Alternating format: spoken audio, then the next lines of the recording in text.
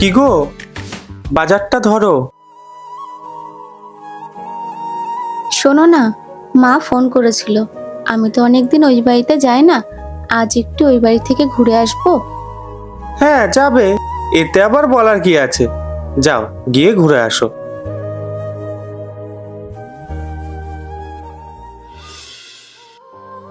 কি গো, আমি আসছি তাহলে। আচ্ছা।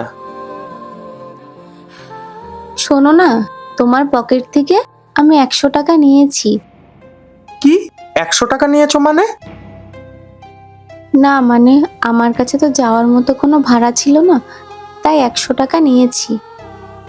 আরে বাবা, আমি সেটাই তো বলছি, 100 টাকা নিয়েছো কেন? ওখানে তোমার যাতায়াতের খরচাই তো 100 টাকার থেকে বেশি। আর তাছাড়াও অনেকদিন পর ওখানে যাচ্ছ, হাতে করে যদি একটু মিষ্টি না নিয়ে যাও তাহলে কেমন দেখায় বলো? ওখানে তোমার ছোট্ট একটা ভাই রয়েছে, একটা বোন রয়েছে, ওরা তো নিশ্চয়ই তোমার কাছে কিছু খেতে চাইবে। তোমার কাছে যদি টাকাই না থাকে, এগুলো তুমি কিভাবে দেবে ওদের? আর ওখানে গিয়ে যদি তুমি এরকম ভাবে কিপটেমি করো, সবাই কি ভাববে? তোমার বর তোমাকে কোনো টাকা পয়সাই দেয় না, তোমার একটা খারাপ ঘরে বিয়ে হয়েছে।